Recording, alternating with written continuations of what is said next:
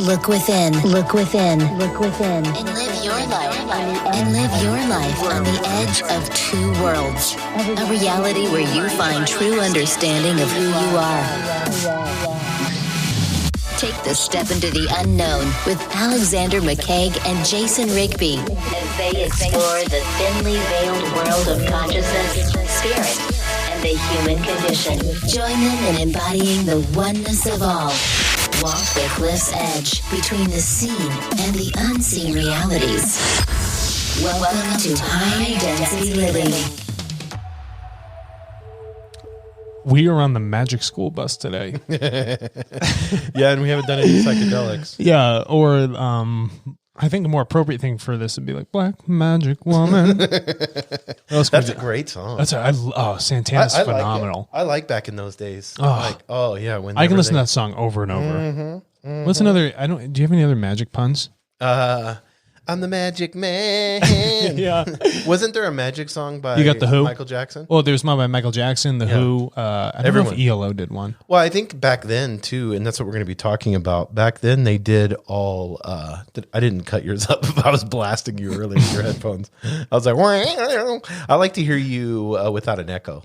Yeah, so that's I nice. have to try to adjust it. I don't want to hear your natural voice. I want to hear the digital one. Digitally manufactured through. Yeah, but why does everyone sing about magic?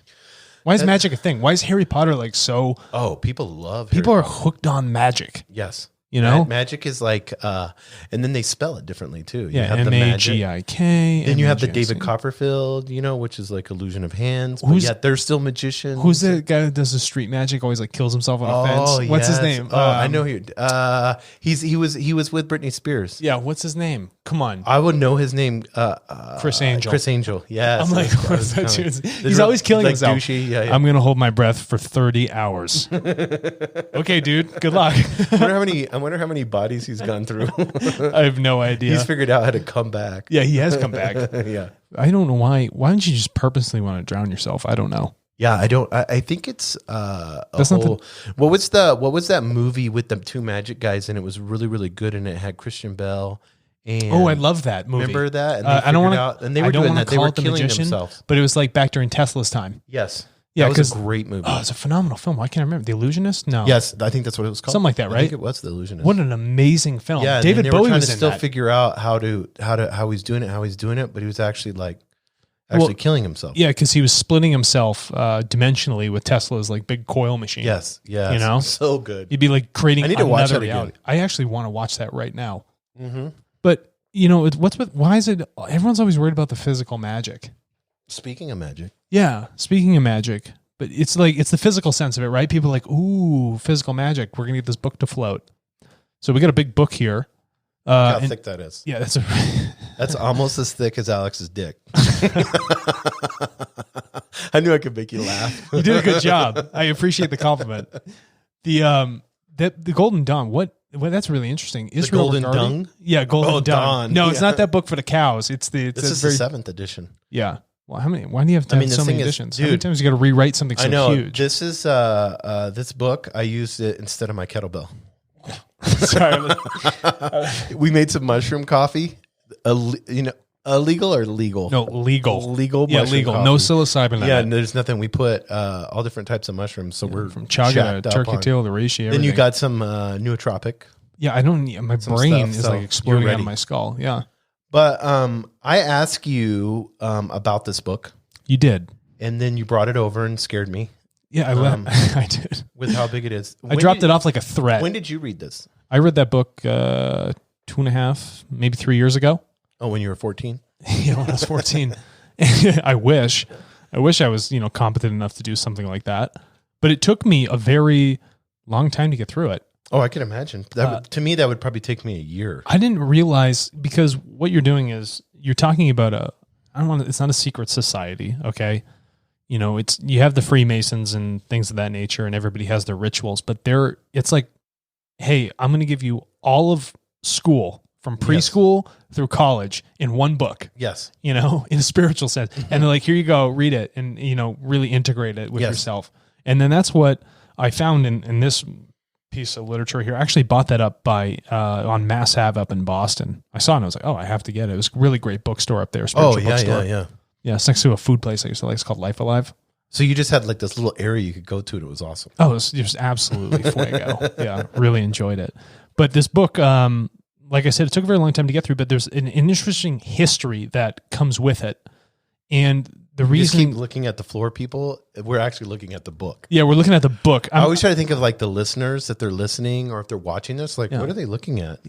Well, we had your dog here. Yeah, the dog was here, and I was like looking at there was one. No one ever knows what do they call it in filming, like the fifth wall or something like that. Don't break the fifth wall. Don't look at the camera. But anyway, the Golden Dawn, I had dipped into it because I study Hebrew for fun, and I realized that there's a lot of mysticism, as you would call it, around the Hebrew language. Yes. And what I had found through my research is that the Golden Dawn was like the cream of the crop for trying to understand like how the Hebrew language actually plays into a lot of, Kabbalistic mysticism that tied in many, many old religions. Right. So because I'm always searching for a golden thread. No pun intended that it's the Golden Dawn. And so I was like, okay, it's worth a read. I'll go through it. And I did. And so what I found myself is like, wow, there is actually some pretty good non-dogmatic stuff in here. Yes. Because when you go into the Freemasons require you to believe in a certain deity, right? I went to quite a few different Freemason things, even like Scottish Rite groups and stuff up in Boston where it's huge. It's huge, right? And I'm like, these guys are, first of all, tools.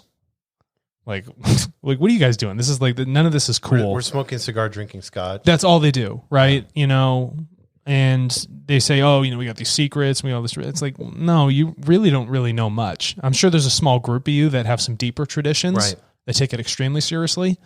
And end all be all is like, just like, a group for a bunch of kids to come play. That's what it felt like. And they do some, albeit get out of the house, get away from their wife. But do you really know like what you're saying? Right.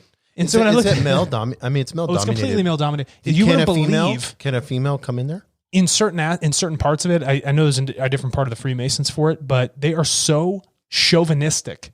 Yeah. It's almost disgusting. Imagine. Yeah. No, frankly, it's very disgusting, right? And I'm just like, these are not people I want to align with. And they pride themselves on like, oh, secretive, like the whole like pop culture around it, kind of like the sex appeal being a Freemason. There's nothing sexy about it. Like you have to do a certain handshake. And I know a lot of our, but during, and not to get into Freemasonry, but during the American Revolution War, they used it as a format to keep secrets about the revolution. Sure. And that's what it was used mostly. And then everybody was in it. So it's kind of a club, I guess. And the problem is with the clubs is it's the knower and what did you say earlier? Yeah. The knower and the known. Yeah. It's like the knower and the known. And it immediately creates a hierarchy. And that was like the first issue that I noticed is that these people, these individuals thought that they were better than the rest of society because they're a part of this collective group. And it's like, buddy, do you know how many secret societies have come and gone? And they all think they're better and they all think that, doing a certain ritual or like, some bloodbath. Oh, by the way, speaking of rituals, when you sneeze? Yes. So the other day I sneezed and someone's like, bless you. And I'm like, I don't really need you to bless me. And because I'm like, frankly, I don't even know where that comes from. Yeah, where did it come I'm like, what's the etymology of it, right? So it's actually Proto-Germanic. And it's called bloodeth. And bloodeth is a pagan ritual, blood ritual on an altar. So when you're actually blessing something, you have an altar and you're actually pouring animal blood all over it. Don't bless me. Yeah. Why would the church adopt something so insane? They dropped a lot of. No, I know that. That's what. But if I think about it, it's like, stop blessing me. And everyone's going around like saying it. But the thing is, I wish people like figured out what they were saying. Well, I mean, like Santa Claus, all that stuff. Judeo-Christian. There's the hummingbird. He's back. He loves it when we podcast. Yes, he does. Or he, she. I don't know I don't care. Whatever. It's androgynous. Yeah. It's just it's just an alignment of the path. Yeah. Because that's kind of like what I've been calling it here lately. I'm like, my journey, my path, and where I'm at. And then the universe just gives you creation. I like that terminology that you use. It just gives you signs that say, hey, good job, you. Yeah, no, it's constantly positive. Nature constantly reminds you. Yes, exactly. And you've had I just like to touch on this because I compliment you to other people. Oh, thank you. I'm not trying to float you up or build your ego. I do the same with you though. I always tell people how in all your ancient wisdom. Yeah. I just like learning, I'm not obsessed with learning. I just like to know and I want to apply it to see if there's any wisdom in it. But when when I first met you, Yes. You're interested. I could tell you wanted to learn things. Right. And you do a very good job of asking questions. And what I've realized over time is that it's not even a know or known situation. It's a perfect teach, learn, learn, teach, where you've actually elevated yourself quite substantially in your consciousness and your perspective, how you view the world, how you take care of yourself. There's a better holistic picture of Jason than the one I originally knew. And you've washed away, bad habits, all these other things. And when I speak to people, I'm like, this gentleman, regardless of age, is willing to actually learn, actually to say like, oh, I've come to a realization and I'm willing to put it in action. Right. You've actually built up the will within yourself to make a dramatic positive change in your life and everyone around you. Well, I think, with your help, but I don't know where my phone's at. I wanted to read a text because I got it today and it was really interesting. Where's the phone?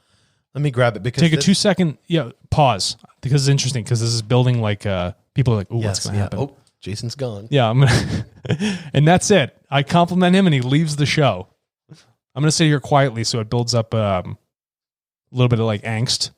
Or I can talk from like a distance. Yeah, you talk from a distance.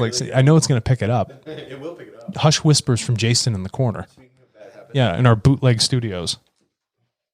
In the pit of the Sandia Mountains. Yeah, in the pit of the... Hey, I'm interesting you said that. I had a dream about Sandia Mountains. There aliens? No, it's just like really strange. I'm always dreaming about aliens. I can't. No, but I mean, isn't there like in this backside of the Sandia Mountains? Isn't there like a big nuclear facility or something? Yeah, well, in the mountains. In the mountain because Sandia Labs is built under it. But anyway, I had like a dream about like a cave. I don't want to get into the dreams. It's too sidetracked. We'll do it at the end of the episode. So what about the text? No, this was interesting. Well, that was a funny one. Yeah, our friend sent. I want to read this because it's so good. I love things that are good. I think the listeners want to hear things that are good too. So I was talking to someone last night, and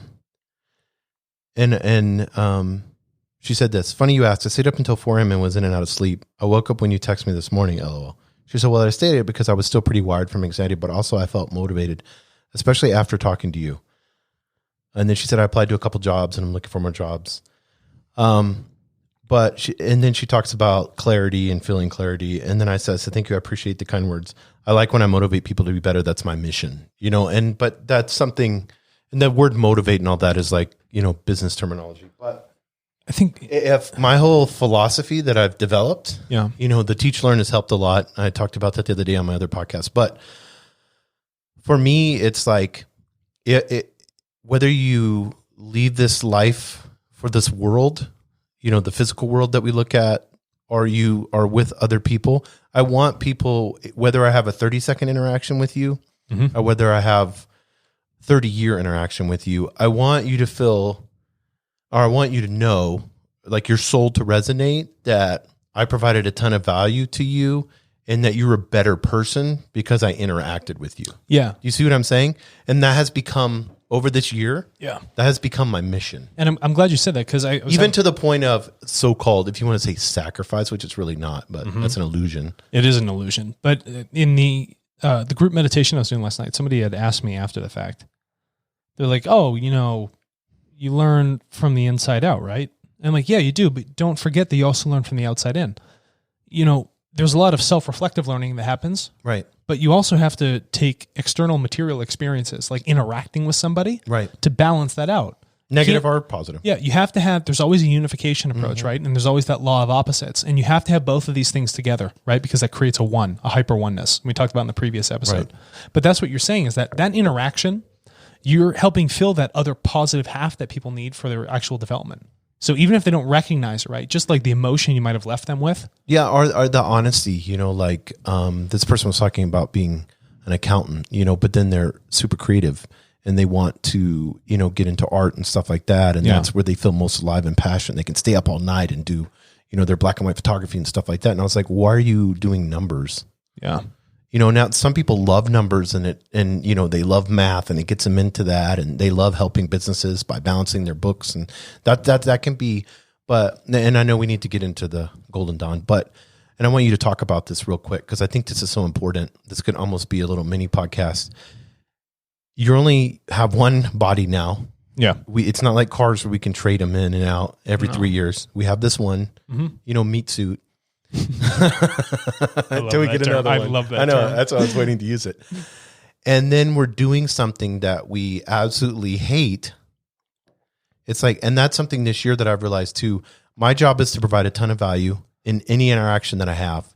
And then number 2 is to get myself to the point of, zero debt like I did. Right. To get myself to the point to where I can have the utmost freedom. Mm-hmm. Because providing value to others and to the world, like trying not to have a big carbon footprint and all that stuff, is important to me. Yeah. I don't want to go chop that tree down. I have no desire to do I like that tree. Better I not. love that tree. Where's the hummingbird going to Yeah, sit? exactly. And then also I want to do that to others, to animals, to plants, to anything that's living. Yeah. I want to provide a ton of value. But it's more than that. It's the idea of me when I leave this meat suit that there's been that spread across, you know what I mean? Because my higher self, explain all that. You've, Jason, you found a deep love for life. That's what it's called, deep love for life. I like because you've started to integrate yourself with everything that happens around you. You start to recognize your own cause and effects on this world and nature and individuals. And so that causes you to always check your thoughts. Is this positive? Like a self-awareness. Yeah. Is it neutral? Is it an equalized thought that I just had? Because that creates a benefit. We're in a closed system right here. Right. And if I have an opportunity to use this instrument, this meat suit, well, I should do that. But your love for everything, your love for life allows for a proper integration of all these experiences, internal and external. And then that's what you're finding. And then when you're doing that and you say, I'm going to leave, and you're speaking to a better path of what your higher self might be, right? Your spirit. And in doing so, that allows you to flourish and evolve at a much faster rate to actually use this thing properly, your time properly that you have. And I think you're a testament to show that people can, with enough will, change their perspective and truly do something really beneficial and align with their passions. And in doing so, it allows them to create a lot more, what do you call it? Value, for not only themselves, but everything else around them. But to value their time enough that they're willing to give up, if you would call it give up. There should be a different word for that. But like, there's so many people that are listening to this that are in the wrong job. Yeah, a lot of and them they're spending 8-10 hour days doing something that they absolutely hate. Well, they squander a passion, and they squander their ability to truly love, everything that is around them, even themselves, because their focus is on retooling themselves or putting themselves into some sort of box or measurement to work for something that truly that's just like not something they want to do. Yeah, it's like we were talking with Tartle, Tartle.co. You can sign up for that. Yeah, thank you. But we were talking about Turkey and Istanbul, and we're doing Google ads to them, and like I told you, it's like I would love to boots on the ground, be there, and go there for 2 or 3 months. I want to free myself. I'll rent a bike for 2 or 3 months. But I'll walk. I don't want to get to the level. Like I've bought houses and all that. I'm not going to buy a house ever again. No. I don't want any responsibility materialistically to where I can't within 30 minutes be somewhere else. You know what I mean? Yeah. Not that I would, I'm not saying like, what was that movie with Robert De Niro where there was a movie, and I always remember this. He said he was like a gangster dude. Of course, he always played that. And he's like, kid, let me tell you, always have you need to leave in 5 minutes. Always be able to, and he always kept like clothes and stuff in the back of his trunk. A go bag. Gun. Yeah, he was always like ready to go, pistol and all that.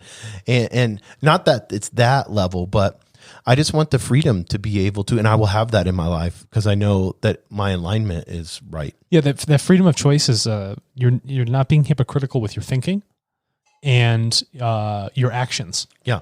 Both of them match themselves perfectly. But if I wanted to study Muay Thai boxing and go to Thailand for 6 months, you could do that. I could do that, and you can, people, you don't need to make 10, 15, 20 grand a month. You can live on 3 or 5, and you don't have to live in the United States. You just have to unchain yourself from a lot of material things. It's not to say that, completely bash the material life. You're in a material world. Right. So you have to use some material things to survive, right? Material world. Material girl. Again, everything is about that balance. Right. And you've learned very well how to find that balance.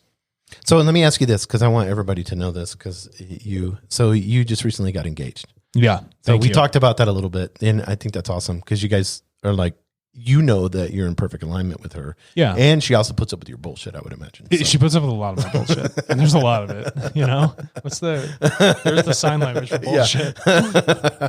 Oh, that's funny. So being in alignment, whenever I'm single, I haven't met anybody that I want to, make that thing like you did, and that would take time to get to know somebody. It does. Now you have a responsibility with her. How does that cause and effect and what we're talking about happen when there are two people now? You know what I mean?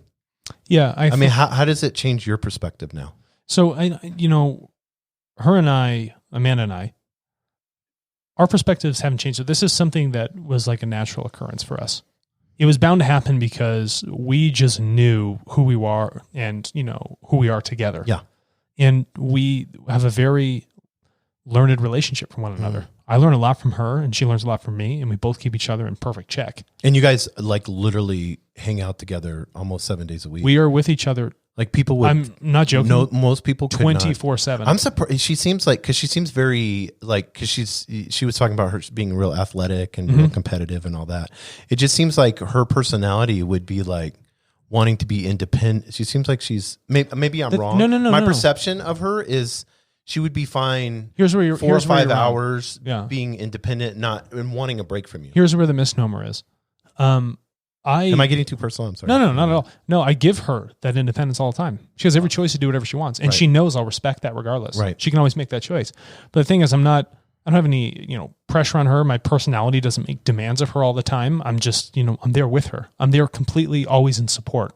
And I'm not being overbearing or just like breathing over her. Because you're working at home. She works at home. Yeah. We're both, together, in this, spiritual union, understanding our relationship with one another. And we really elevate one another. And through that recognition and an appreciation of each other's free will, there's no issue with us being together all the time. There's no annoyances or anything of that nature. To me, I think you just gave the definition of love. That's what it feels like. I really absolutely understand who this person is. Respect another person's free will. Yeah.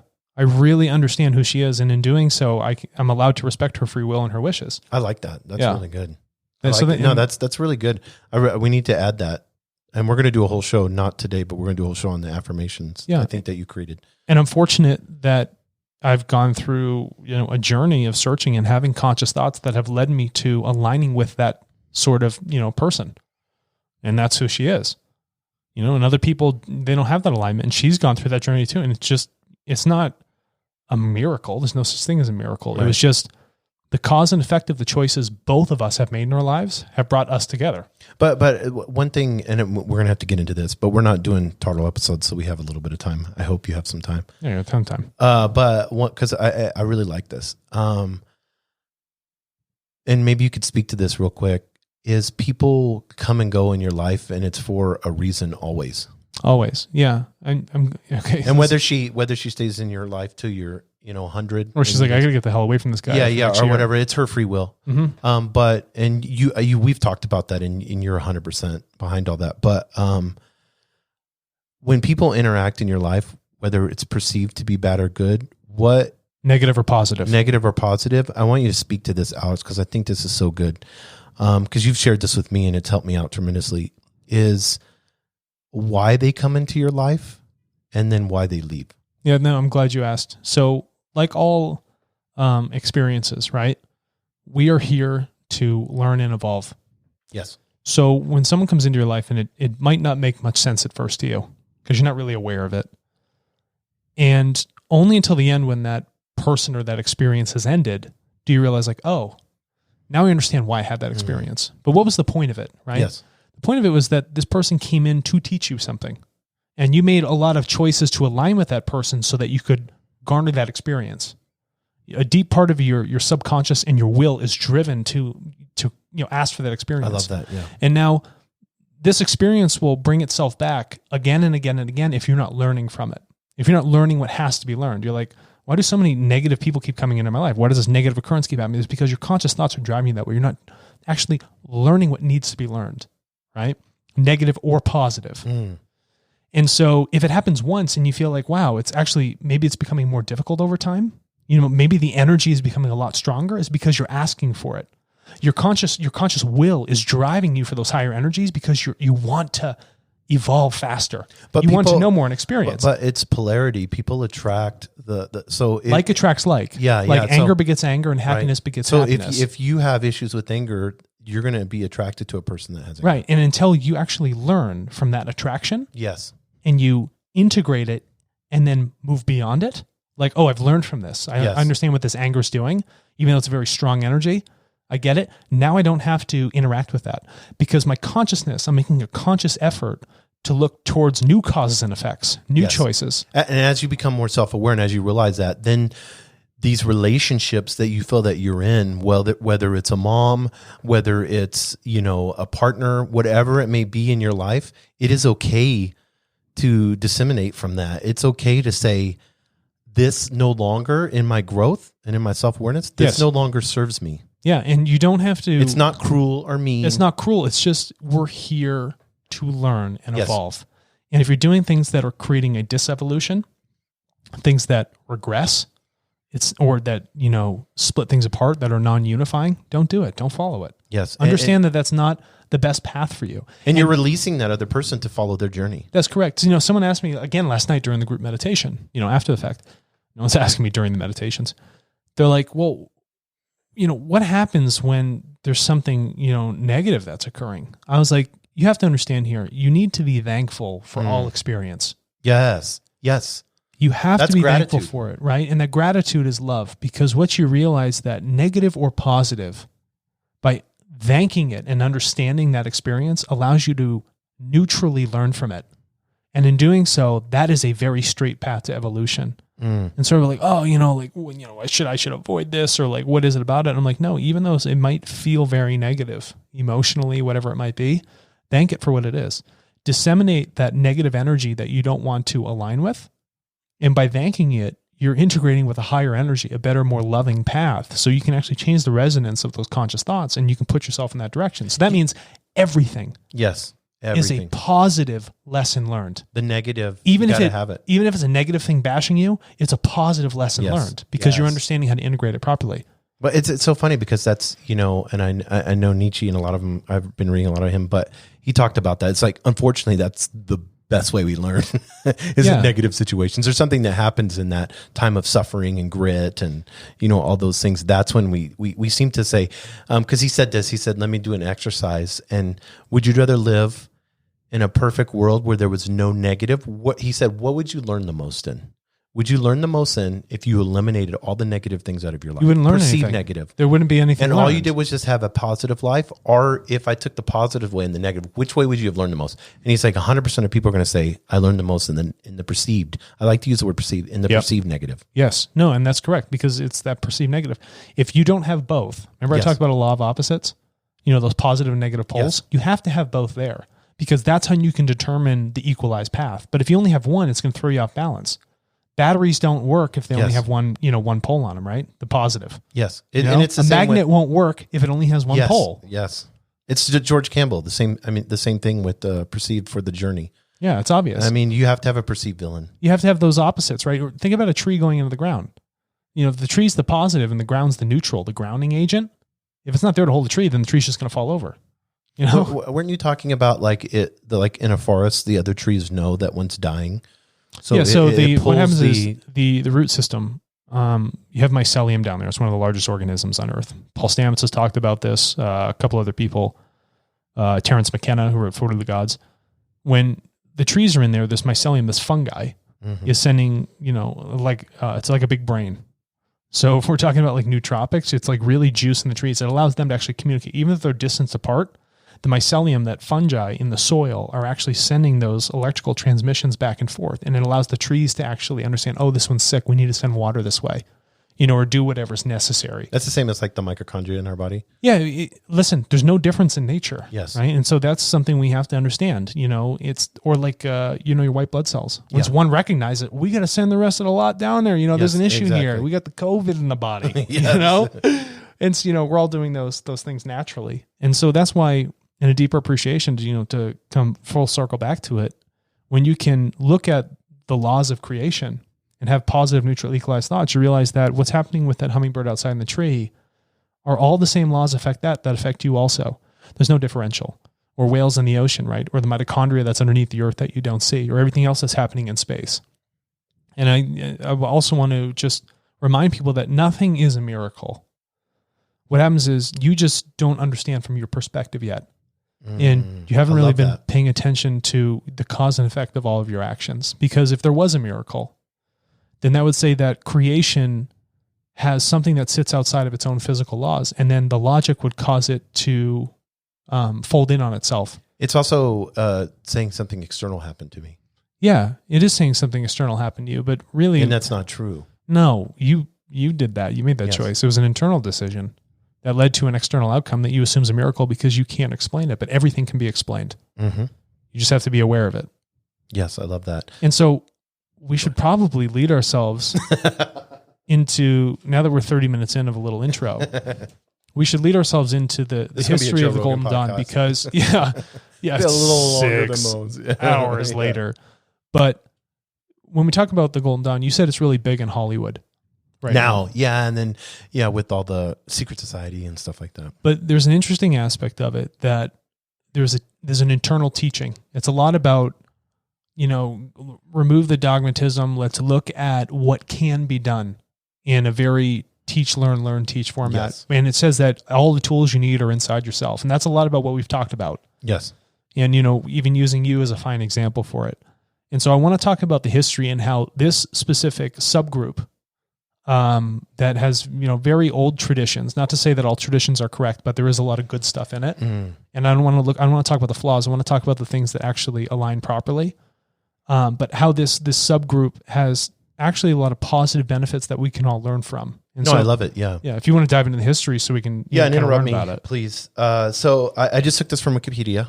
So Wikipedia I love Wikipedia. It's probably one of my favorite websites. I like it. But Wikipedia is, and you shared this on a Turtle episode, Wikipedia is, what do you call it when people get together and then they put information? We talked about Wikipedia on one of our Turtle ones. No, but some of the information is not 100% accurate. Correct. And it may be, it's a perception of our localized consciousness. Yeah, that's really what it is. And we've inked it down. Mm-hmm. And Wikipedia is a nice starting point for a lot of things. Yes. Okay. And if you can understand how to feed through the bullshit. Yeah. And there's a lot of people that will bash things on a lot of articles.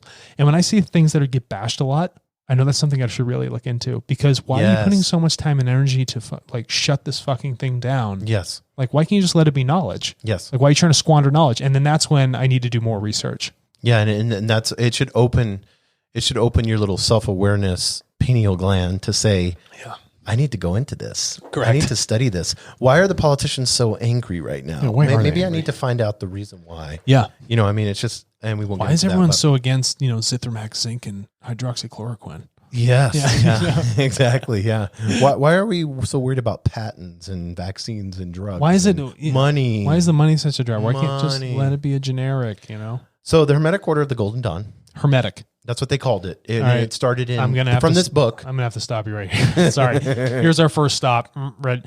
So Hermetic, that comes from Hermes Trismegistus. So back in quite a long time ago, the Egyptians called this guy Thoth.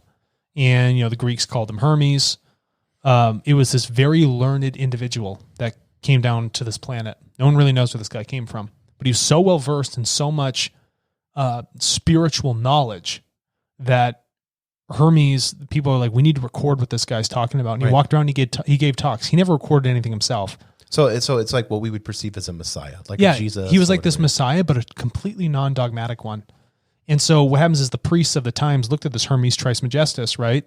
And they're like, oh, this guy, we got to listen to what he has to say because there's a lot of meat to this.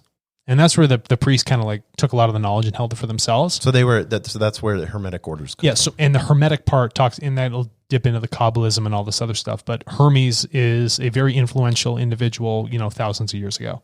So the Hermetic Order of the Golden Dawn, which the author, and we'll get into the author a little bit too, was This is what the book's from, the Golden Dawn. So because I want to address this and go through the history, because I want people to understand that this turned into a failed religion. Yeah. And people get involved and they like to put labels and stuff.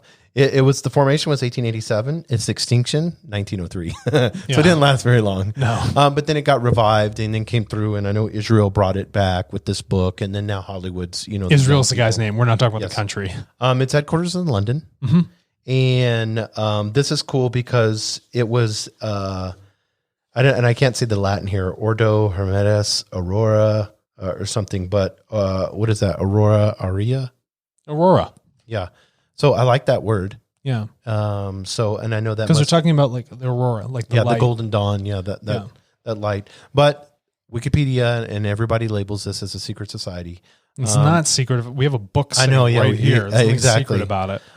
It was a study and practice for the occult, metaphysics, and also paranormal. Can we just explain what occult means? Yes. Everyone's like, occult, ooh, I don't want to mess with that stuff. Yeah. The occult, if you look the word up, people, what it means is hidden.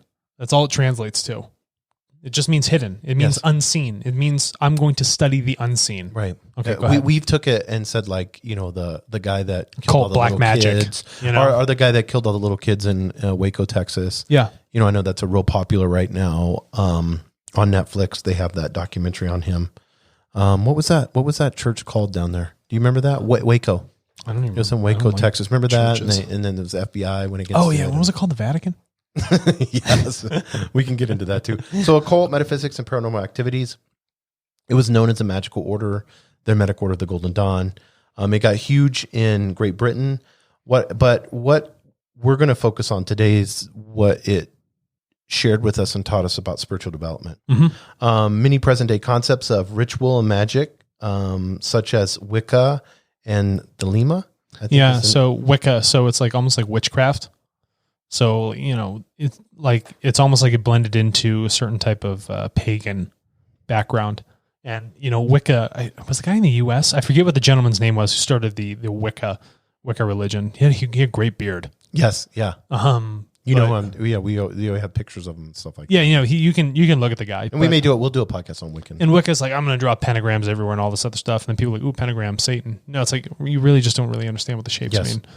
So, and that's what we're going to get into here. So keep going. It's the Hermetic Order of Golden Dawn is the largest single influence on 20th century Western occultism. Mm-hmm. 3 founders, William Robert Woodman, William Wynne Westcott, and Samuel Liddell Mathers. Yeah. All 3 of them, which is what I love, they were all Freemasons. All 3 of them were, which probably was pretty common in that time in London. Very.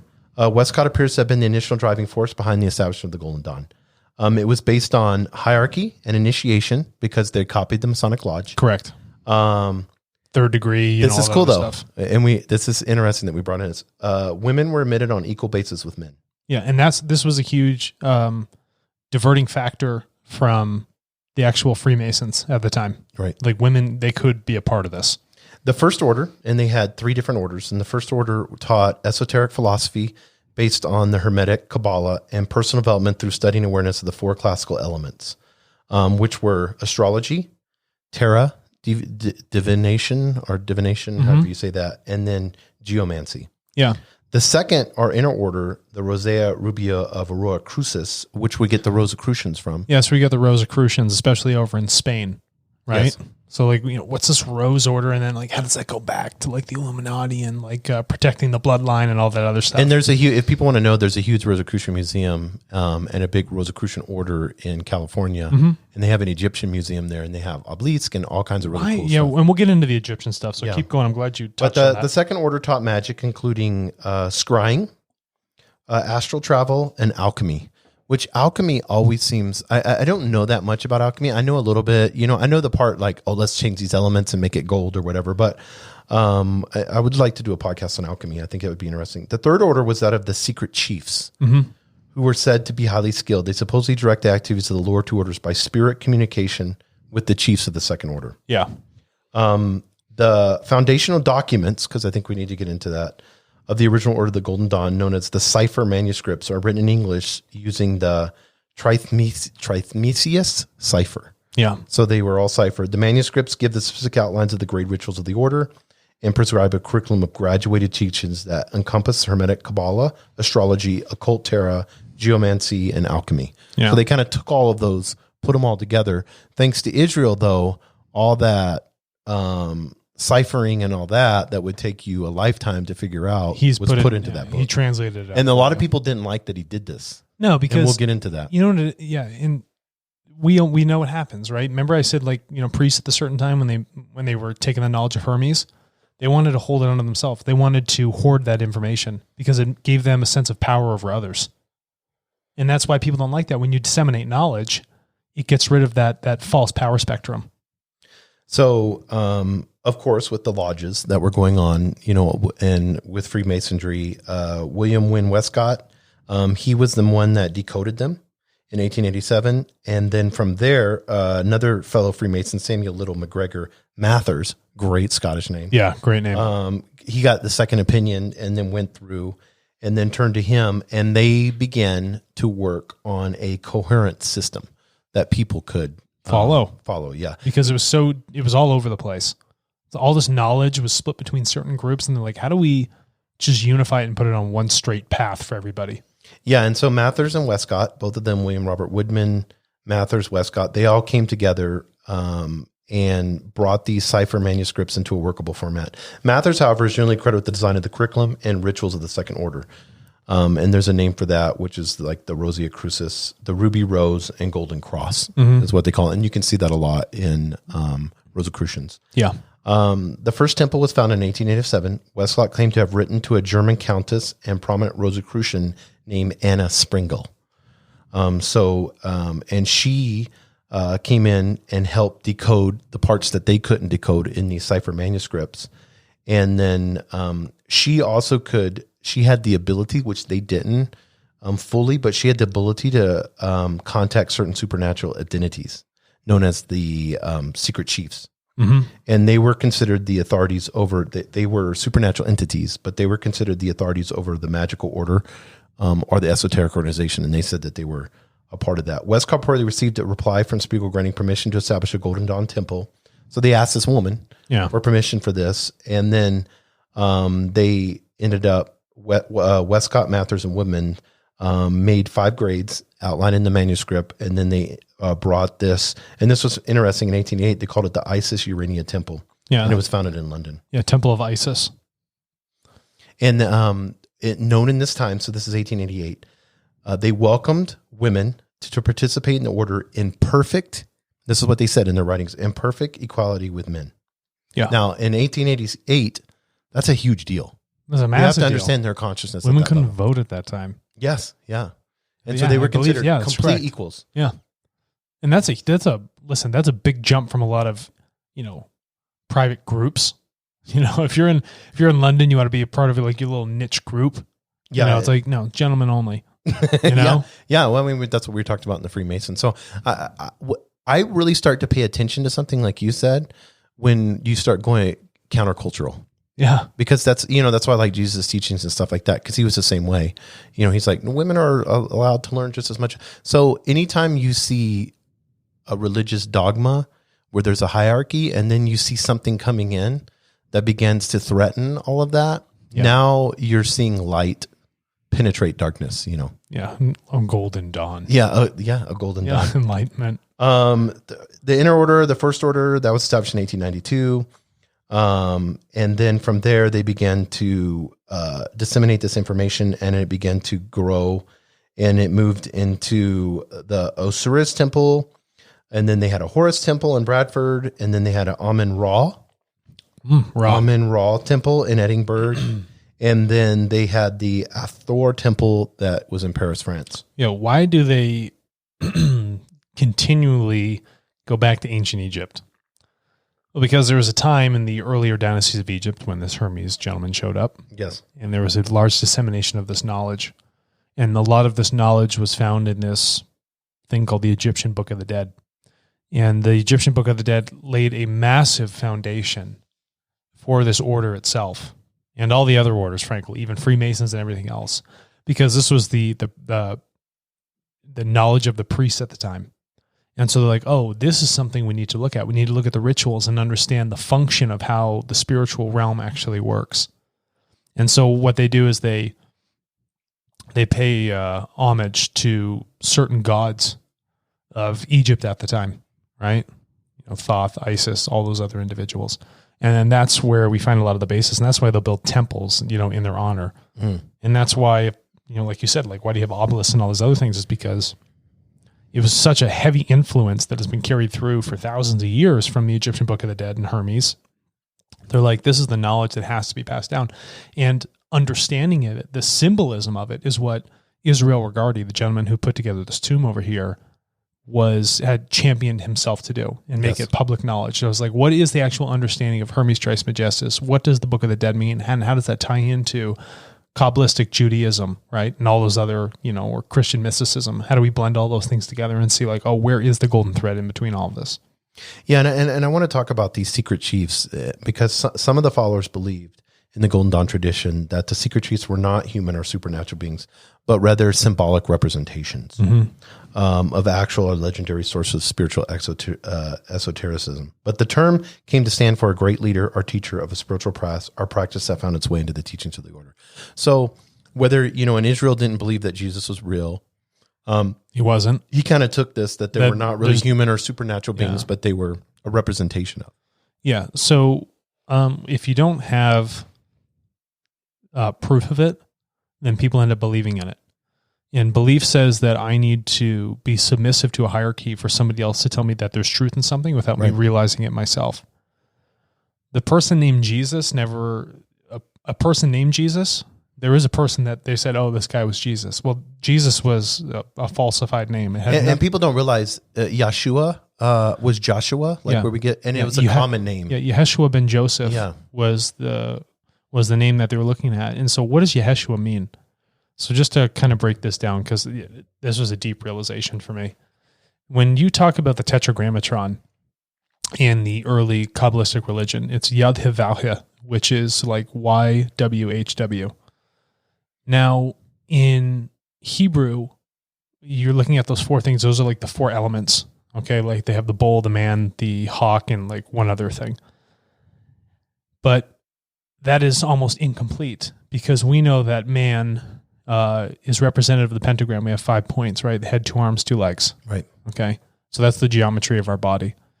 So there's something missing here in the geometry. I can't have 4 letters and have that as a representation of what man is. Well, the thing that's missing in the word Yeshua or Jesus is the letter Shin. And Shin is representative of spirit. So when you have Yad He Vav He and you input the Shin in the middle of it, Yad He Vav Shin, Yad He Shin Vav He was actually saying Yeshua. So it's saying you have all aspects of man, material aspects, plus the spirit. And that's where you get the term Jesus, which is the Anglicized, whatever, is the English version over time of what this word is actually meaning. So the individual, the name Jesus is a misnomer to who the person really, was, okay? Which, guy's name's Emmanuel, still born in a little town, still a Jewish rabbi, does all this other stuff. But over time, people are saying, okay, how do we apply a different sort of aspect and understanding to what this name means? And so if you can understand where the name Jesus comes from, you can actually look at the Golden Dawn and how that ties in with Judaism and the Tetragrammaton and understanding where Shin, which is representative of spirit, gets put into that geometry, that square, to make it a pentagram. And so you can see how all these things come together. It's all one. When you said they are studying, the 4, main aspects, like geomancy, alchemy, all those other things, what it's saying is those pieces are required to get yourself to this understanding. So you have words that mean something, individual letters that mean something, even in a numeric sense, right? And then, the geometry of something means something when there's a combination, or colors, all these things coming together. That's essentially the alchemy. It's more of an alchemy of the mind rather than a physical one, which everyone seems to be obsessed with. Yeah, and this is what I thought is interesting, was with the resurgence of this happening now. You also, and it's funny how it Post Malone. Yeah, it's funny how it but mid 1890s, the Golden Dawn became huge in Great Britain, and so celebrities. So let's talk about celebrities belonging to the Golden Dawn. Actress Florence Ferrer. You had Irish revolutionaries. Irish poets, Welsh authors, Right. English authors, There we go. which was, thank you, sir. Which one of the English authors was Aleister Crowley, which, that everybody always thinks of him. And, I know the 1970s with the music that we talked about that, do what thou will, and, all of that. And Led Zeppelin getting involved at, in fact, what's his name owns his castle. The guitar, Jimmy Page, lives in Aleister Crowley's castle. Interesting. But and then they got into, That's a cool fact. I didn't know that. yeah, they got into magic and stuff like that. But, and I don't want to get into Aleister Crowley's life because I feel like people don't realize when they put somebody on a pedestal, that they're human. They're a person. They're going to do, Don't raise someone up to be a god. Yeah. Don't raise somebody to be a god because they're going to do like, Gandhi, they said that, in his time frame, he would be with multiple women, or he'd have 12-year-old girls lay with him all night long. Come on, Gandhi. Yeah. I mean, everybody elevates somebody like that to a god. And then when they do something bad, it devastates them, like these megachurch pastors in the United States and stuff like that, which you have to realize, what we view as sin or bad or whatever, those things always are going to happen. You're not going to have a perfect being. They're walk human around. beings. Yes. That's what you get for attaching That's what they're yourself learning. to a delusional reality. Yes. Of saying that there is a God. There's no such thing as God. God is a creature of creation. And when I say creature, it's a creature of your thoughts. No one is a God. It's just creation altogether. There's nothing that can stand in tow with what, perfect, the absolute of everything that is around us. Yeah. And it's so interesting to watch men, and I use men in particular, how all of a sudden, Aleister Crowley starts to become this polarizing figure. And then people saying, I'm part of Aleister Crowley, or I'm part of Mathers, or I'm part of this person, in the group. And so then that's when Creates you start a division. seeing, yes, that's when you start seeing the disputes arise. And then the temples begin to split off. And See, look at this. That's a fine example. Remember how we talked about last episode? Anything that doesn't unify, stray away from. yes, That does not, because it goes against creational laws. And what you're finding here is as these people are like, oh, we need to disembark from this group and create our own, like all these subsects, the whole thing starts to fall apart. You kill the power in something. And I'm talking about like a positive power, not one that's like, abusive to people, but right. You start to destroy it. Well, and this is interesting because Mathers ended up becoming Crowley's friend, but everyone in London, all the London officials said, no, we don't want Crowley to be a part of this. So Mathers goes to the Paris temple, and then Crowley gets the secretary from the Paris temple to give him leadership orders.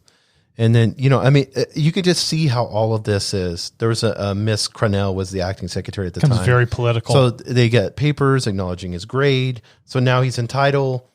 So then London splits from them. And so then now he's in Paris. And March 3rd, this is interesting, a committee of 7, and they called them adepts. Adepts. Were elected and they requested a full investigation of the matter. Yeah. This is 1880, so we need a full investigation. Yeah, you can see him just like slamming staves and stuff like that. And so Mathers, being Crowley's friends, dismissed it and said, I don't need to provide you any proof. And so he refused to acknowledge that the London temple was a temple. So, and so then they have a general meeting. Yeah. And it was called on March 29th in London to remove Mathers as chief and expel him from the order. Yeah, goodbye. Yeah. And so that's where the splinter hats, then you have a reconstruction. So now here's what begins to happen. Mather realized that reconciliation was impossible. He makes an effort to try to reestablish himself in London, because that's where the money's coming from, I would imagine, and all that. Correct. So then he decides to appoint Edward Burridge as his representative. And according to Francis King, historical evidence shows that there were 23 members. And so they began to say, nah, we're not into this. So they make the split. Aleister Crowley's almost like a little, we all would say he's probably a little on the crazy side. You bet. It's very negatively oriented. Yeah, it's very, the black magic part more appealed to him. Magic woman. And so the crazy part is, as this is all happening, the Golden Dawn begins to come into the United States. Yeah. In 1900. As it's falling apart in Europe. Yeah, as it's falling apart. It's like, get me across the Atlantic. Yeah, so it gets here, and then they make the Thoth Hermes Temple, and it's founded in Chicago. Mm-hmm. And the beginning of the First World War in 1914, Mathers begins to establish temples here in the United States. So he gets 3 of them. And most of the temples of the Alpha, Omega, the Stella Matina closed so things are closing, like you said, things are opening up here. And so now we see it beginning to spread across the world. It goes to New Zealand, and New Zealand order lasts all the way up into 1978. Kiwis. Yes. Isn't that crazy? Very isolated group down there. So as we begin to, look at that, I kind of want to go through, and maybe you can stop me when you get this, but the first order is the introduction. So, and it follows in the book too, which is the neophyte. Yeah. Neophyte. That means like, I'm just starting to learn. Right. I'm going to take the first initial steps to put myself in a direction to actually become the adept. And that, requires a lot of study, doing the rituals, understanding how to, digest all this hermetic information properly. How do all these things interrelate with one another? And then that's the first order. And then there's the second order, which is Adeptus Minor, Adeptus Major, Adeptus Expensius. Then the third order is Master Templi and all that. But the paired numbers attach the grades related to the position of the Tree of Life. Yeah, and the Tree of Life is everything, and you can see in the book. So let's get into, I don't want to, we could do a whole episode on the Tree of Life, but let's talk. Everything's interrelated. So in the Tree of Life, they say that the energy, the spiritual energy, is broken down into 22 different sections. And there's 22 letters in the Hebrew alphabet. And so this is where you get the number plays that go into the Kabbalistic Tree of Life. But this was the older mystic traditions of the Jewish religion. And what they're saying here with this Tree of Life is that when you are moving up it, you're developing yourself from the base. Right. All the way up through the crown, which sits at the very top. The Kether, I think it's called. And so as you begin to move through these grades, you see how one grade might be interactive or how it might touch all these different aspects of the Tree of Life. And so as you begin to understand the interlinks between all of them, you can elevate yourself up to this point where you're actually living in the crown. You've opened yourself up in terms of knowledge. You've reached that point of enlightenment, your own golden dawn, and that you can live up into the Kether, stage number 22. Yeah, and so the first order grades were related to the four elements of earth, air, water, and fire. And think about that. So that's your first order grade. So they're saying, what are the basic material elements of life? And so that's what your focus is going to be on. So everything's going to be kept in the base, right? So you have to think how everything works congruently here. Right. This is there's a lot of geometry involved. And so when we think about there's geometry, not only in how it's learned, its structure, right? But also spiritually in a non-material aspect, how does this geometry interlink? All right, so you have to keep that in mind. Everything's very congruent. Yeah, and I liked it. I mean, they had to understand each of the elements, the metaphysical meanings of them. Mm-hmm. And then this is late 1800s, late 1900s. So there was a written exam, and they had to demonstrate skills, of course, which was probably taken from the Freemason side of things. But I do feel like, even though I do feel like some people do well in religious studies where it's like a test, an exam, it's logical more in that, and it gets that part of their brain. It gives them structure. It gives them structure. A lot of people have a hard time, just structuring themselves. So they require some sort of outside guidance to give them that structure. Remember how we said you learn from the inside out and the outside in?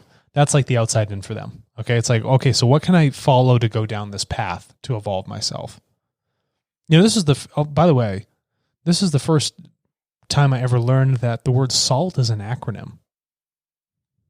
Did you know that? SALT is an acronym. Yeah, like the stuff you put on your food. Yes. The rock that you eat. Yes. It's a crystal. Yeah, it goes back to Latin. Is subtilis aeris terra subtilis something with subtle air light of the earth. I forget what the Latin is for it. But when you have subtle air light of the earth, that's SALT. That's the acronym for it. So I just figured that's an interesting fact. People probably enjoy learning that. Like, I didn't know what salt meant. I didn't know what the tetragrammatron mean. So this is interesting. I interviewed a guy on my podcast the other day, and he created this machine. DARPA actually funded it, in the time with the military and stuff. Classic. DARPA. So he and I saw the machine, and he has it, and you can even buy it online. But he literally, you can take a salt and put it into this machine that fits in your hand, and it has a cell phone battery. Which cell phone batteries are cheap right now. These machines cost about $40-$50 to make. And you put salt in the machine, and out comes chlorine to purify water. That's so cool. So literally, this guy was old guy, super cool. Rodney's his name with a Southern accent. He's like super high up engineer or whatever.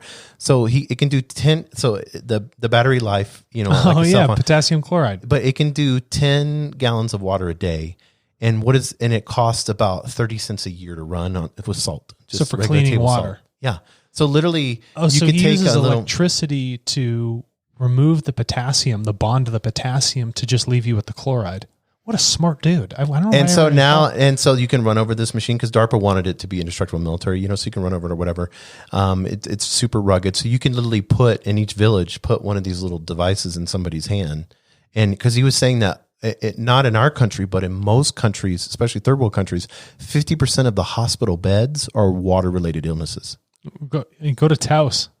Yeah. There's you have to get water delivered to your house, and you have to put chlorine in there to to kind of clean out and kill some of the bacteria that's sitting in there. But I just thought that was interesting. It was so interesting he literally solved the issue. What a cool dude. That's awesome. Yeah, I know. It's awesome. But I want to get into the book. Keep going. And then I want to get into the author. Yeah. Israel Regardie. Yeah. So, because I want people to understand that he was born in 1907 and he died in 1985. Short life. They called him ceremonial magician, English occultist. He spent most of his life in the United States, and he wrote 15 books on occultism. But this is kind of cool. He was born to a working class Orthodox Jewish family in the East End part of London. Regarding his family, soon moved to Washington, D.C. in the United States because, being Jewish family, I think his mom was Ukrainian. Yeah. Jewish Ukrainian. Regardie rejected Orthodox Judaism during his teenage years and took an interest in theosophy, Hinduism, Buddhism, and Jewish mysticism. We talked about theosophy. Yes. And theosophy was extremely popular. And so hard to say living. We have a lot of that. We have a large combination of all these things. So I'm glad we're building all these backgrounds for everybody so they get a little bit of the understanding. Interesting that he ends up in DC. Yeah. And so this is interesting. Freemason Center, obelisks. Yes. And so one of his main interests was yoga. And in this process, he ended up just encountering the occultist Aleister Crowley. Mm-hmm. And he talks about him, and he's very balanced about him. And I'm going to share some of the things that he says about Aleister Crowley. I'll pull it up on my phone because I like the way, because I know he's a polarizing figure, but let me pull it up right now. Yeah, go ahead. Because I think it's in my Google Drive. Are you pulling it up or pulling it down? That's what she said. Oh, we are so bad. Silence. My glasses off. Secrets. Yeah, sorry. This is what he says. He said, finally, Dr. Regardie is sometimes accused of betraying Crowley by exposing his faults. And he wrote the eye in the triangle. You expose someone's faults and people get mad at you. But he wanted to unravel the truth about Crowley because he became like this god, like you could say. Mm-hmm. But he had a lot of good statements and did a lot of good writings and stuff like that. Regardie is often hated because as one member of the Crowley's clan, he said, how dare Regardie, he said people were talking about Crowley being a prophet and all that stuff. But he gets into this. He says, assertions such as these often amaze me as their authors attempt to pass off their need for hero worship as moral imperatives. It is both funny and pathetic what a fool can do with a few footnotes. Wild assertions, academic style, and cliches cannot take the place of critical thinking. Remember we always say thinking for yourself? Yes. And so I just like that, even though, because here's the interesting part. So he found Aleister Crowley's writings. He began to really study him. He contacts Crowley, and Crowley likes him so much, he invites him to serve as his secretary. Mm-hmm. And thus he had to move to Paris, because that's where the temple was at. So he followed Crowley there, and then Crowley ended up moving to England. He follows him there. And then in England is where their kind of association ended. He wrote 2 books while he was there. Israel did. One on the Kabbalah. It's called A Garden of Pomegranates and the Tree of Life. And then in 1934, he joined the Stella Martina, a ceremonial magic order descended from the defunct Hermetic Order of the Golden Dawn. Because that had, this is 1934, so that had gone. But then he grew dissatisfied with its leadership, because that seemed to be the issue with all of this. And he left. And then he began studying psychology. And then he got into Christian mysticism and Jungian philosophy. And then in 1937, he returns to the United States, and concerned that the Golden Dawn system of Saramandric would be lost, he published this book. Very cool. That we look at. And he did this book from 1938 to 1940. Yeah. In 2 years. It's a This massive... thing can kill you if you drop it from a top bookshelf. Can you show people how big that book is, though? Yeah, I mean, this weighs like what? I mean, 10 pounds? yeah, maybe? at least. I remember how strong my biceps got just reading this thing. And this is when he made this book. A lot of people wanted to have nothing to do with them because they felt like it should be secret. Yeah. And then he brought it out. But this is really cool because they said he declared an oath of secrecy and all that stuff. So a lot of people were angry at him. But then the Second World War hits. And so he decides to go in the Army. He goes in the Army, and then upon returning, he gets a doctorate degree in psychology, relocates in 1947 to Los Angeles, and then he sets up practice as a chiropractor. And in 1981, he retires as a chiropractor. And guess where he moved to and passed away? Where? He died of a heart attack. He moved to Sedona. Really? Yeah. A big old spiritual center. I guess that's when it was picking up. Remember we had Michael Horn on the previous episode? Yes, That was yes. about the same time. Yes, exactly. But I thought it was really interesting to kind of get into a little bit. But I want to get into his first works. And you had talked about this. I know you know a lot about it on Kabbalah. Yeah. Because that seems to be, to me, from looking over that book, I haven't read it all, but you have, is that seems to me to be the biggest influence. That's one of his largest influences. And it speaks a lot to, his upbringing, right? His Jewish upbringing. Yes. But if we go to, here we go. So what you find here is that in the Kabbalism with the Tree of Life, you have all these different stages and all these different representatives of, maybe there's a certain divinity that takes power over that certain stage. But when he is applying that, he breaks a lot down with the numerical aspect and the geometry. And I think it was an easier way to translate as a basis or a beginning of knowledge to say that the Kabbalistic Judaism had a great deal of information that wasn't lost from Hermes Trismegistus. So this was a big starting point for him. It allowed him the foundation stone to kind of move into the rest of everything and help actually explain what the Egyptian Book of the Dead was talking about. Right.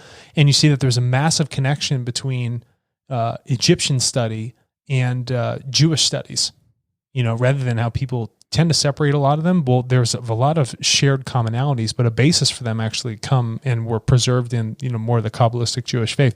And that's why it's such a large focus here.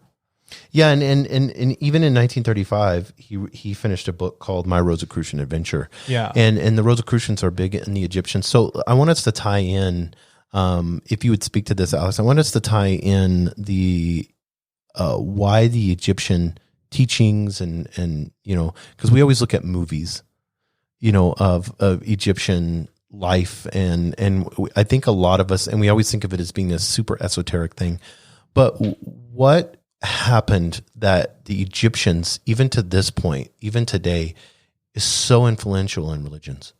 Yeah, that's interesting. And I don't know if you want to get into extraterrestrials or not, but no, that's okay. So when we go back to Egypt, there are always these divine figures that come down from the sky, and they give strong bodies of teachings that are recorded by the priests. And they're like, there's many religions. And then you have, certain pharaohs that would come around and say, we should just focus on like one God. It was very polytheistic, much like what the Greeks had. Now, did the pharaohs declare themselves gods? No, actually what happens is people would declare the pharaoh a god. Now, would he be of extraterrestrial lineage or? Not necessarily. So some of them, there could have been a possibility of like, maybe say there was a crossbreeding, like maybe some advanced civilization came down and, bred with normal humans at the time. Because I know in the Bible, it talks about, it uses a thing saying that fallen angels came down, when Lucifer fell out of heaven, yeah, and then fallen angels came down and they bred with humans, and this is the story of the Bible in the Old Testament, and then from there they created the giants, which we know giants lived on Earth. That there were people Abraham Lincoln talks about them. You can go check out their graves. In the late 1800s, early 1900s, we have bones and all that. People would go dig them up for fun. They would take their girlfriend out. You want to go dig up giant bones? But if we go back to Egypt and we look at the influence of Egypt at the time, Egypt had a recognition through the information they received from this individual called Thoth, or who you would call Hermes, both the same individual, that there was something going on in the spirit world. We need to look to the spirit, the unseen world, the occult world, because it helps the development of an individual, right? Whether it be a pharaoh, right? So if you're going into the pyramid at the time, what this is teaching you is that you're there for a spiritual evolution. So you are going through a metaphorical death. Okay, this is what the Book of the Dead's talking about. It's not saying, oh, this is what happens when you die. No. That's what we call baptism. Yeah, right? So that's exactly right. So if we're looking at what they wanted people to do was metaphorically die, go into darkness, which you could not see anything, and you're left with your thoughts, right? And these visualizations and this process that would happen so that when you came back out to the light, you were an enlightened individual. You were now connected with this other half of yourself that had been unseen. But it was important to go through these recorded steps that Thoth or Hermes actually brought through so that they could teach. But this is what the Book of the Dead is talking about. This is how you can actually connect with the other half of who you really are. Yeah, and I think it's important to even take a step back from that when we look at the Egyptian religion, whatever you want to call it, the teachings, and look at creation and how the Egyptians, because they were probably the first one that began to really talk about creation. Yeah, the Egyptians did talk a lot about creation, especially when the focus came in after Ramses II on monotheistically looking at Amun-Ra. Right. To say that this one individual god, the sun god, was the one that allows for this creation. It sends down the energy, spiritually, everything. This is the one we need to look at. And Amun-Ra, the Greek version of that is Zeus. That's where you see the adoption of it, right? And that's where you get the representative like ram horns and things of that nature. But they're all completely interconnected. But when you start looking at creational law, they were very close to understanding how, nature truly worked. And that adoption of that information was made into a religion by the priests later. But in the earlier stages, right, they were very much in line with how things actually worked around them and how they interacted with it, the seen and the unseen. And it was only later until the dogmas were put in place and the people that had the knowledge, the knowers and the known, remember that hierarchy that comes in place, that separation, that idea of having power over others, that's when the issues, became involved in it. And that's when, it started to break apart. And so what Israel Regardie is saying, well, why don't I cut through what all those priests were talking about? And why don't I just disseminate all of the knowledge? So rather than just hand it to you drip by drip, always keeping you on the leash, or dangling the carrot in front of your face, I'm going to give you everything right here. And that was kind of his basis, is how do I take the Kabbalistic aspects? How do I take the best parts of what the Egyptians understood with creation, right? And, how they interact with nature and everything else like that. And how do I blend these things together to give that basis of knowledge for people that really want to understand what it means to become enlightened? And if you look at the very first quote when you open up this book, he said, dedicated to all true seekers of the light. And that's all in caps, true seekers of the light, people that are actually critically trying to think for themselves. And this book forces you to make those connections. That's what he was writing about. And he said, may what they find herein sustain them in their search for quintessence, the stone of the philosophers. That search, that quintessence, that philosopher's stone, that's the aspect of alchemy, is understanding how you integrate all of these different things, the physical and the non-physical, to actually create what he calls true wisdom and perfect happiness, the summum bonum, the totality of all knowledge. And that's what this is he's saying, I'm going to give you what I know, my understanding of this world. And I hope that you can come to some sort of understanding, maybe even greater than what I knew through your own critical thinking, but I'm going to assimilate this knowledge together for you. Right. As non-dogmatically as possible. I'll give you all the rituals, everything they did. Now it's time for you to take this tomb as a tool and apply it for your own research. Yeah, and I know it's encapsulated in magic and stuff like that. And I want to break magic down. And he has a great, and I put this in my notes in my Google Docs, so that's why I'm using my phone in here. But it says this: magic is the attempt to control paranormal or natural forces by ritual, imagination, and other techniques to conform to the will of the operator. This is what I love. He says this, the term will in this context refers to the force of desire. Yeah, the force of desire. So when you're looking at the ritual is a constant application of the same thing. So it forces the actual conscious thoughts on your body to always apply themselves so consistently that it buries itself into the subconscious, and then that becomes a will, so that every action you do is always geared in the direction of creating that specific outcome. So whether that be something, of magic, right, of the unseen, they're constantly pushing themselves in their conscious thought through the repetition of these practices to force it into the subconscious, so they always think and act in that realm. So I'm living in the material, but I can also take the immaterial aspects, the magic, the unseen, the occult, and begin to study it properly. It actually becomes a force of will at that point. Yes. And that's when you get something to show up. So if you're looking at Harry Potter, they're Wingardium Leviosa, and they're getting like the feather to lift up in the air, right? And she's like, no, you're not saying it right. It's the repetition that builds itself into the subconscious, and that forced will is the thing that creates great things to happen. It creates that action. Or inaction, for that matter. So even like not having a feather move or whatever, but just in your personal life, looking at that repetition. If I do 100 push-ups a day, 5 days a week, and I do that for 5 years, I'm going to be a different person off of the wheel that I did that action over and over and over again. That's correct. It's not, when we think words of esoteric and all these things, and I know there's maybe some people and they're like, this is all bullshit. No, what we're talking, it's you imposing on your own free will to accomplish something that's greater than yourself. And that's what the magic is. Yes, that's the How magic. am I taking immaterial to create this very powerful will inside of me to create outcomes outside of me? That's where the magic happens. Yes, and I want to get into black and white magic and stuff like this. He says also this. The control of paranormal forces can mean learning from higher powers to finding the right mate. I didn't understand that, the right mate. Scrying, things that. So mate. So there has to be balance, right? There's a lot of talk between the masculine and the feminine powers. Yes. So finding that perfect mate, that perfect balance. Amanda, she's my perfect balance, right? Right. She's exactly what So that's why he's viewing as when he says mate. Yeah, it's exactly what I need. And so if you're looking at that in terms of, speaking to higher powers, whatever they might be, there's a couple things that are happening here. And Israel Regardie said this too. When you're going through these rituals and they say that, oh, we're going through geomancy and we want something to show up in the room, right? Whatever it might be, this sort of, immaterial creature. There's two things that could happen. There is a possibility that it is something that comes from a spiritual realm that is manifesting itself. Right.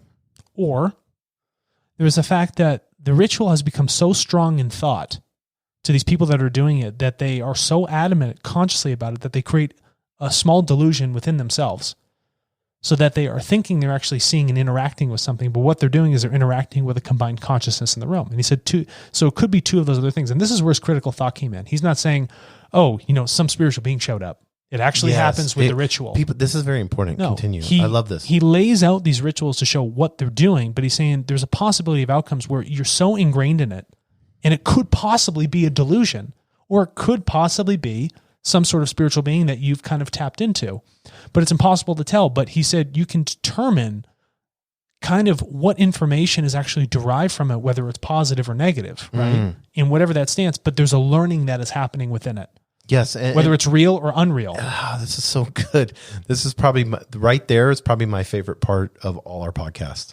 For me, this resonates because like we talked about simulation theory before. Yeah. It is you taking your will and creating.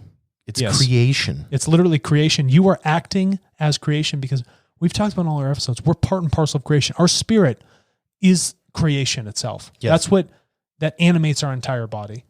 And so that assimilation theory is like you're defining so much will that you're creating whatever this thing might be. You're and that so creation and that's why judgment and all this stuff it's all an illusion because you're creating a different world than I'm creating. Yes, of course, but we're co-creating together. And when we get together and our will aligns, then we have a hyper oneness. Whether you want to believe it's an actual being from a different realm, or whether our consciousness is collectively creating that. Yes. It does not matter. We need to not focus on that part. We need to focus on We need to focus on the part that we're creating something. That's the most important part. It's the co-creation. It's not the outcome of the geomancy or what the magic is doing. That's what everybody focuses on. Everybody focuses on that other aspect, but the real special sauce of it is the fact that you and I have come together in a unifying purpose and collectively focused on something. And we've created this together through the might of our will. Yes. The might of our thoughts.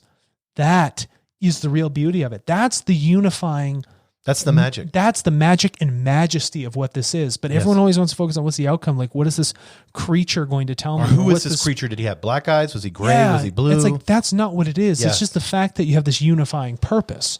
Yeah, and he said some individuals regard some forms of magic as either black or white. Mm-hmm. Apparently, this means that black magic correlates with self-interest and harming others, while white magic relates to spiritual pursuits and helping others. Magic, however, is magic, regardless of what ends one pursues or how you might moralize about the means used to accomplish it. So what he's saying is, regardless of what goal you want on the outcome, right, or on the outset or outcome of it, and what morals, delusional morals, to say that this is good or bad, because that's all a human perspective. Right. You decide for yourself. He said that doesn't matter. You can put it as black or white magic, but in the totality of it, it's just magic. Yes, right. And he says this, and this is going to go right along with what we're saying. This is so beautiful. He said, like science, magic must remain immoral, uninfluenced by any set of standards except knowledge and results. Yes. Because that's the creation. Because the idea, let's explain this. It wants to test itself. Magic, these rituals are almost like the hypothesis. If this, then that, right? It's like the algorithm, so if I put this input, does this happen on the output? That's what's happening. It's an evolutionary process through the force of will. But we all want to apply our moral philosophy, say, oh, that's good, that's bad, that's trying to do harm, or all this other stuff. But that's not what's going on. It's to have the critical thought of your own will to help yourself evolve and self-reflect. And all this other stuff that comes with is just an outcome. But in truth, the magic is just a tool. But through that will, the outcome could be negative or positive. Yeah, and it's like voodoo and all that stuff. It's you go to negative New or Orleans positive, and right? You can buy the little doll and they'll poke you and then you're like, ow. Yeah. With enough will, if you got a group of people and they collectively, like Jesus willed himself, in the story of Jesus being on the cross, Jesus went to the garden and he asked God, he said, his father, Father, I don't want to take this burden. I don't want to die for humanity. Mm-hmm. I don't want to go through the suffering of the cross. Crucifixion was the worst part of death. And he was in such agony that they said, in the Bible that he was sweating blood because of that will, because he knew that he had to take the sacrifice of mankind upon himself, and it's an allegory, a story or whatever, but however people want to view it. But when you look at that amount of prayer to get to that point, and yogis talk about this, and where they can, in Tibet, they can go up into the snow and they've proven this, it's on YouTube and everything else. And they can be in such meditation and they can put themselves, deep into the snow. They'll dig a big hole and then they come an hour later and all the snow's melted around them in a perfect circle. Right. We don't realize, we don't realize scientifically the power of the force of will. Yes. We do not scientifically have a way to measure the spirit realm, the realm of the spirit that's inside of you, right? The immaterial. We're very bad at it. We have no way to do it. So that's why our science has led ourselves, so dogmatically in one direction, such a material direction that we've missed the other half. And what he's saying is like, well, here's a scientific way to measure your force of will. That's what it is. And I'm going to give you the rituals to do so, the knowledge, so you can set yourself in that direction so you can learn from it. Because right now everything's over here, but what about this other aspect of life? But this is the supernatural part that people don't realize. Like Wim Hof, the breathing guy, he brought that all back. Wim Hof. Hypertrophic breathing and all that, and they injected him with Ebola and they documented this. And then through breathing, he was able to kick the virus right out of him, and then they could put him in ice baths and he could melt the ice, and like the Tibetan thing. We do not realize the power of our will. We call it supernatural, but it's not. It's not. It's if it was supernatural, again, if that's something that's a miracle, then it would say that creation. Yes.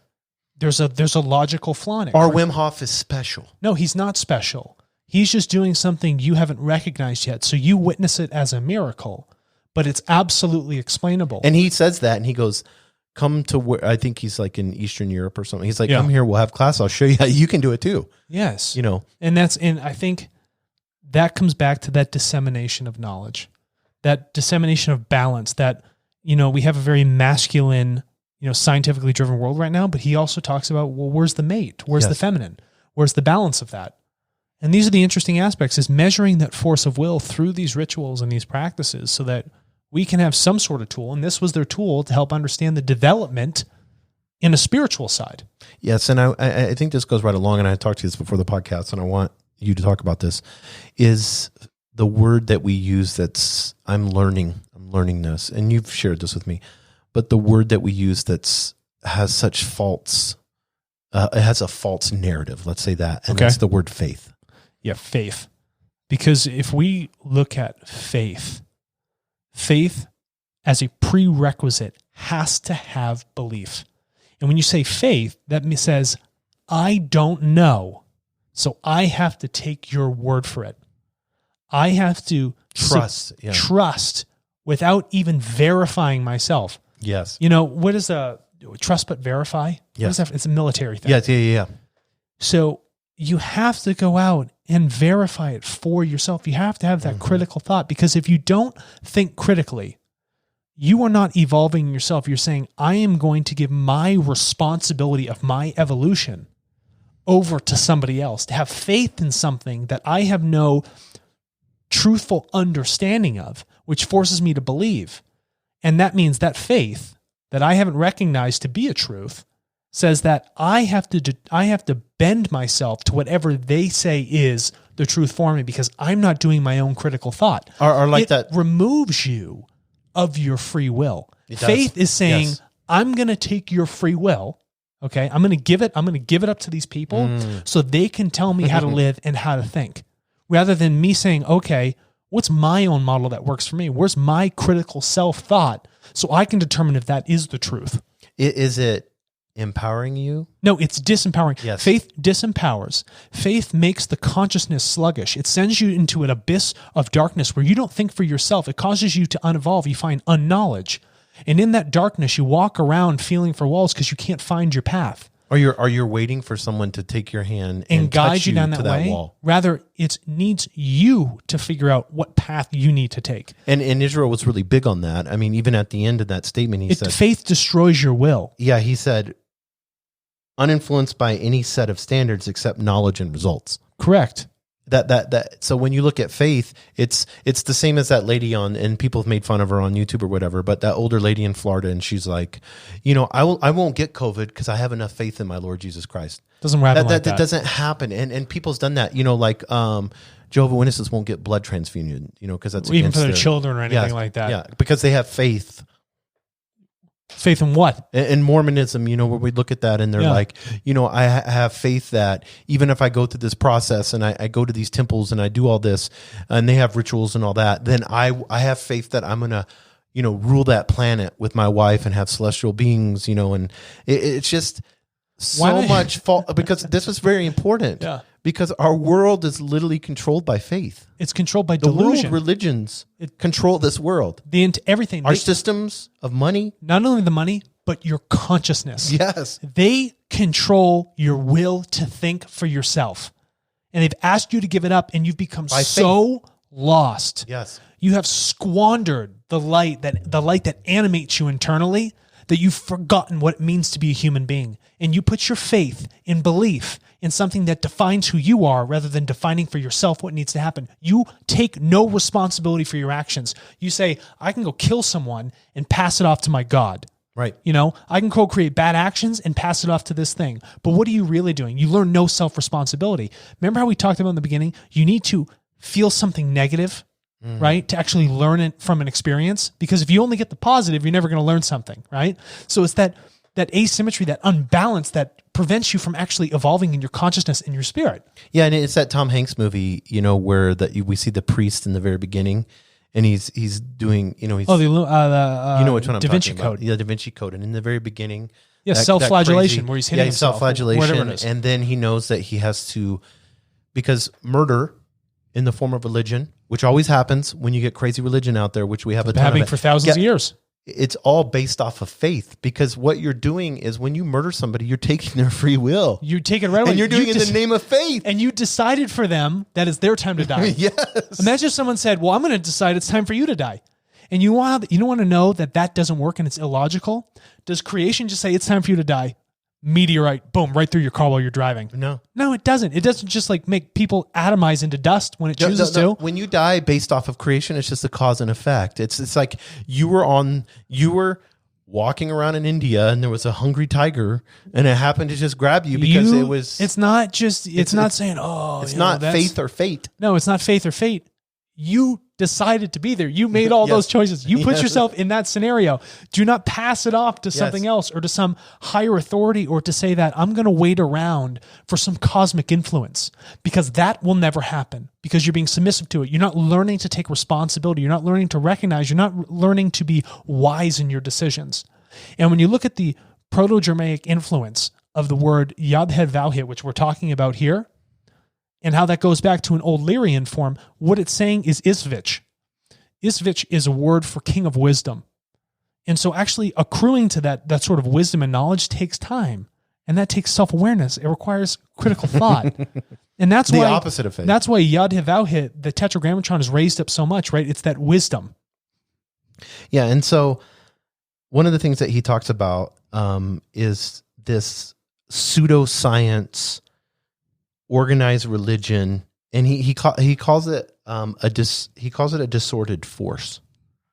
Yeah, and I like those two words, a disordered force, because, and I want us to talk about this, like this force of religion that gets, and it sweeps a country. Like in the United States, in the 17, it was Christianity and this fear of persecution from, the King of England, and it uses fear. It uses fear to sweep. It says, give up your power. Find safety in us. Don't find safety in critical thought in yourself. Hand it over to us and we'll keep you safe. And one of the things that I was listening to, and he alludes to this, and I shared with this at the podcast, and I heard a couple people that are heavy into magic on some podcasts I listened to. They were always talking like, you are the scientific proof. Like, you are. Yeah. You don't need faith. You are the proof. If you woke up and realized that all of creation is inside of you, you'd be like, holy crap, I don't need to look to anything else. I can find all my answers internally in the experiences that are around me. And that's what, look at this. Look what I have in my notes, what you just said. I have internal subjective experiences. That's what it is. Yes. And here's an important aspect, and I think we should close on this with what Israel Regardie said, is that your experiences, nobody can say that they're false or they didn't happen, because it is your experience. It's not for someone else to come in and judge or take that action of observation internally away from you. I like that. Yes. It is your own truth through your experience for you to learn and integrate with. And no one can say you didn't have that experience, because if you did, and it's something that is affecting you, it'd be impossible for anyone else to judge and say it never really did occur. Because then they just start saying, well, I'm just going to put my belief on it. And I'm going to take that experience away from you. I'm going to say that's a false experience because my God or my religion or the devil made me do it. Or the devil made me do it. Like all of these self-denial. Things. Again, passing off that responsibility.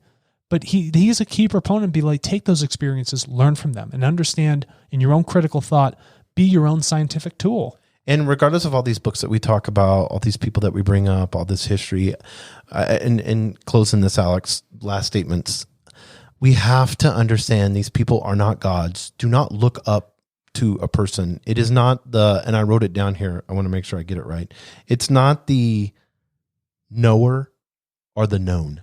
No, because that's the hierarchy. And the second you put someone on a pedestal and you raise them above you, you're going against what creation is saying, and that's perfect equality. It's perfect fairness. And to change that dynamic and to give up your free will, which creation gives you to make that choice, you're punching a hurricane and you're going to lose every single time. Every time. Yeah. And just remember, all is one. All is one. Thanks, Alex. Thanks, Jason.